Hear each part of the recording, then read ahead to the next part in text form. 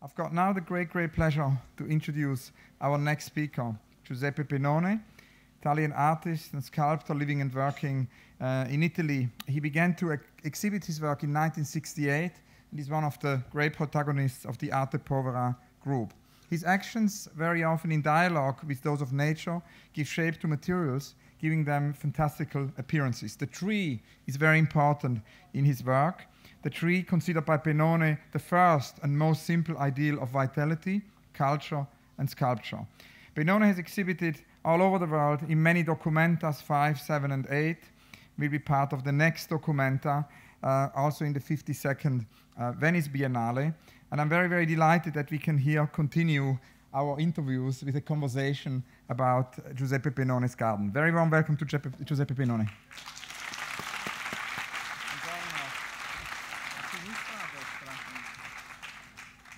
A destra, alla tua destra.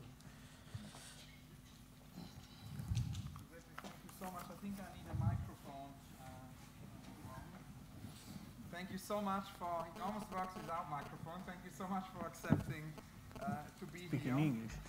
We usually do interviews in Italian. Today we do for the first time an interview together in English. I wanted to ask you about the beginnings. You were born in Garessio in the province of Cuneo. And the last year, when we did a long interview in the Castello di Rivoli, you spoke about your relationship to the agricultural context and to the natural landscape. And actually, in the development of this marathon, this garden marathon, we have often thought about the relationship between the garden and agriculture and between the garden and the natural landscape. So I wanted to ask you maybe to begin by telling us about this. I born in a village in a mountain, and there was an agriculture. The economy of the agriculture in a mountain is very different than in other part of the landscape. It's very related to the little piece of land that can produce. So the village usually is in the part of the mountain where there is no good earth, and so is a special and very poor agriculture system. And at that time, there still was an agriculture in this area, but was in the hand of, because the people leave the mountain to work in town. It was a big change. So it was just the last, is a dying agriculture, what I lived in when I was young. Talking about the beginnings, you began actually making art around 1967, 1968, and in our last conversation we talked about the epiphany of Renaissance painting for you. I was wondering, what is your relationship to the Hortus Conclusus? Richard Sennett talked about the Hortus Conclusus a lot here of Peter Zumthor. I was wondering about you, your relationship to the Hortus Conclusus. But in a way, the agricultural system of a village or mountain is an hortus conclusus because it's very limited space. Hortus conclusus is also something that is related. Hello? Hortus conclusus is also something that is related with a people that live always in the same space. It's something that have the roots in the Middle Age moment, perhaps also before, perhaps in the Roman idea of the garden, but is related with people that live in a space. And you have chosen actually two major works to discuss today, and maybe we can start with the earlier one, which is actually a series of work, the Alpi Marittimi, very legendary work from 1968. And it's a work where you put yourself and your body actually in relationship to the natural. For example, in continuerà crescere tranne che in quel punto, which in English is it will continue to grow except there, we are somehow having a situation where you began with an action. The hand wraps itself around the trunk of a tree and it then grows. So I was wondering if you can tell us a little bit about these Alpi Marittimi and continuerà crescere tranne che in quel punto. When my problem was, and my interest was in sculpture, so I was also a moment that were reflection about, perhaps I changed. It was a moment of a big, was the language of sculpture was reconsiderated, era riconsiderato. And for me, what I imagine, the first idea was to reduce the gesture of the sculpture to very simple things, like a touch. And I introduced the gesture in relation with the growing of the tree. This process give the possibility to me I became not active. It was the tree that became active. The material himself was doing the sculpture, and I was waiting for the process. And that ties in wonderfully actually with something Brian Eno said earlier today, because this idea of actually the work becoming active is also something you have in growing. It will elevate the cage, crescendo innalzerà. I don't remember the title in Italian. La rete, sì. Growing, it will elevate the cage, where basically you have a situation that actually a metal cage above a young tree is growing. This don't work really. It was destroyed after with the first big snow, but it was the idea of also of elevation. Tree is a structure that his life is related to the light. All the structure of the tree is in function of the light. So this idea of escape to the gravity force is something that is extraordinary, but is in the basically idea also of the architecture of the building something to escape to the gravity is related to the life of everything. And for I repeat this work in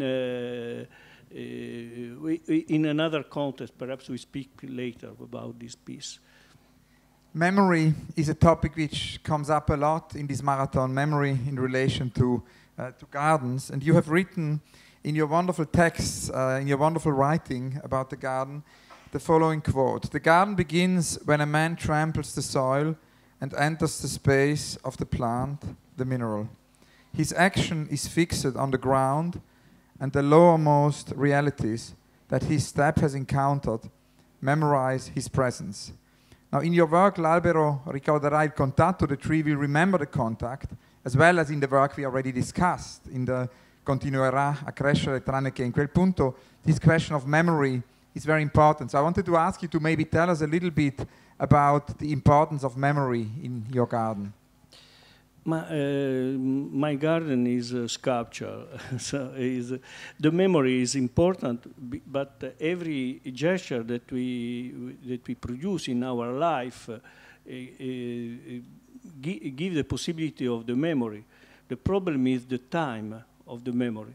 A memory have a time, so a little gesture can produce a memory that it can be remembered for a little time. The problem of the sculpture is also to give to a long memory to the work, because the function, if the function of the culture is to relate some idea to other people with other people, it need a stable material for give the possibility to the people to see and to know the idea. So for that reason, I think always sculpture was done with very stable material, and we try to do with stable material: bronze, marble, stone, wood. And before we talk about the more recent work, maybe a last question about the Alpi Marittimi works, because I'm very interested in the title of these works. And I mean, a garden is put together in the present of its design, but it's also making a promise to time. And that leads us to the question of the instructions. And we had yesterday Alison Knowles here, who is a great pioneer of instruction art with her events course. And we had Brian Eno this morning also, who talked about this idea of seeds, almost like instructions. And you said that there is a set of instruction that actually becomes a garden, because very often the titles of your pieces actually are worded in the future. So I was wondering somehow if you could talk a little bit about this future aspect of planting a seed, which then blossoms in the future. Somehow, do you predict the sculpture? Do you find the sculpture?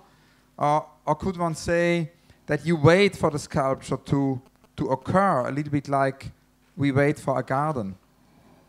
In my work, the normal gesture of the sculptor is reversed, because if the vegetation is the tree that growing produce the sculpture, so the sculptor became the tree. All the gesture of the traditional gesture of the sculptor that changed the shape of the material is reversed. I introduce an element that the tree assume, and he react to this to my gesture. This was the sense of this early work that I have done in '68. And in relation to this early work, you talk about the labyrinth also, because in the same text I have been quoting, you wrote, when you enter the labyrinth of gardens, it is easy to get lost in the forms, in the colors, in the perfumes, in the sounds of its lands and its waters. And it is beautiful to lose your way. Can you maybe talk a little bit about this labyrinth, the idea of the garden as a labyrinth? But the labyrinth is the space that surrounded us. Is the space. It can be the space also the town, not just the space of the garden or of the forest, and is the space where we disappear, and we cannot found anymore. Is something that is related with the possibility understood of the life. But that also somehow brings us back to the question of the tree, because I was actually, when we spoke in Rivoli, we always came back to the tree, and the tree is such a recurrent aspect in your work. It's the eternal return somehow, the eternal return of the tree, and I thought maybe we could talk a little bit more about the tree. You wrote, and I can't stop quoting from this text, it really is such a beautiful text, your text about the garden. You wrote, the most attractive sculptures in a garden are those that become trees, stones, colors. In passing through a garden, wonder is the space of its structure, its points of view, the prospect of Alice, its flora, the trunks of the trees, their shadows, their roots. I was wondering if you could talk a little bit about this relationship to the tree, and if there was a tree epiphany, or if it was something which, gradually grew. But the tree, I think, is a perfect sculpture. If you think the growth of a tree is inside of his structure, all the moment of his life is fossilized in his structure. And what is fantastic is that you can find in the time the form of the tree to a certain age. So it's inside of his, it's like if we can found in our body the shape of our life when we was 13, 14, 15. So this is possible in the tree, and this is something that is that give to this form of life,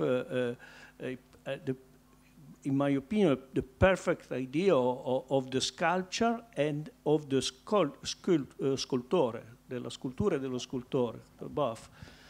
Because it's like, in a way, the sculptor produce the work with the gesture. And you can imagine a sculpture that is a product of all the gesture of the sculptor. This is the tree. And the tree plays also a role in the garden of Elevazione, which I think we have an image in video. Yes. And maybe it's the moment to talk about Elevazione. I was somehow wondering if you could talk a little bit more about the genesis of this piece, because it's an exploration of the energy of growth in nature. You said that the bronze testifies to the profound tie that exists between its cast and the growth of the vegetation. I'm very curious about to know more about Elevazione and about this whole idea of the energy also somehow captured in the sculpture. But technically is a bronze cast of a tree that is supported by iron elements, and associated to the iron element, it's the real tree growing. But I have to tell that the cast of bronze is something that is very similar to the growth of the tree, because it's related with the because it is done by a gravity force, and the structure that introduced the bronze inside of the mold is very similar to the branch of a tree. So is the form of tree that is renversed in the soil. Considering that, I think to do this bronze piece, and that is associated with the growth of the tree, and that became an architecture in the time, because the tree will extend the branches outside, not inside of the space, and will be like an architecture void, where this tree is suspended. And also the tree growing, it will englobe the iron elements, so will be something completely integrated. All the elements will be completely integrated together. Now there are so many works you have created for gardens, and I was wondering if you can maybe talk about one or two more. I'm thinking, for example, about L'Albero delle Vocali, the amazing piece which was in the Tuileries, but also of the way which you actually place your bronze trees into man-made natural settings. Can you maybe tell us a little bit more about that and other projects for gardens? The piece in Tuileries, it was also I have done this work that is a kind of dialogue with the idea of the garden, French garden, that is where the vegetation is organized in geometric form. And I introduce an element that was horizontal, something that you cannot accept in a French garden. And the branches, on the end of each branches that touch the soil, there is a real tree growing. So the disposition of the tree that are growing follow an organic and vegetal organization. Is not an organization done by a geometric idea.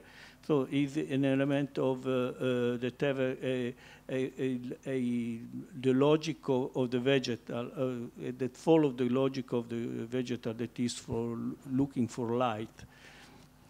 Now one thing I forgot to ask you earlier is actually about your writing, because besides your works we see here, of which many have a link to trees and to gardens, there is your writings, and in your writings the garden pops up a lot. I was wondering if you could tell us a little bit about your practice of writing. Is this a daily practice, because you narrate, you describe, it's like poems? What's the role of writing in your practice? But the writing is necessary for me just to because I am not able to produce a work if I don't understand all the part of the process. So for me, is something that is necessary to know the process, to know the material, and to try to imagine what will be the work in himself. So it's something that is necessary, and they have a function for the work. It's not something alone, or it's like a drawing. It's like an idea that is the in writing that is possible to a kind of freedom and association of idea that is more easy than with the sculpture. And the drawing question actually leads me to a question about your dream or your unrealized garden, because there are so many drawings in your work. I was wondering if you've got any, garden projects or other projects which haven't happened. What is your unrealized dream garden? But I don't know. The garden is something that is related to the culture.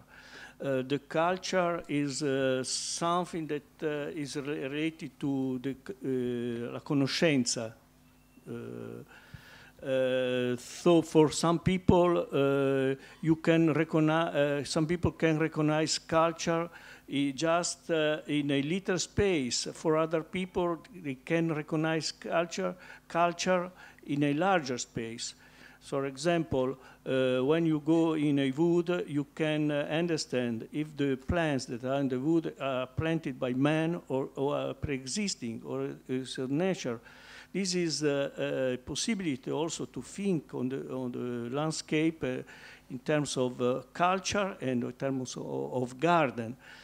So in a way, the best garden, what I should like is to do is a garden where when you go inside, you can lose yourself inside of the garden. You have the problem of the nature and of the culture, because man is nature. So it's not a problem in a way, this duality. And you mentioned Goethe before. You mentioned Goethe. There was a memory of Goethe. Yeah, I remember Goethe, a poem where he was telling that someone was going inside the wood, and you cannot he lose himself, and you cannot find him anyway. And you visited obviously many gardens. I was wondering, of all the gardens you have seen, what is the most memorable garden? But I think that the most interesting garden that I know is a garden where the nature that surrounded an house, surrounded the house of a people that spent all the life in this place. They don't travel.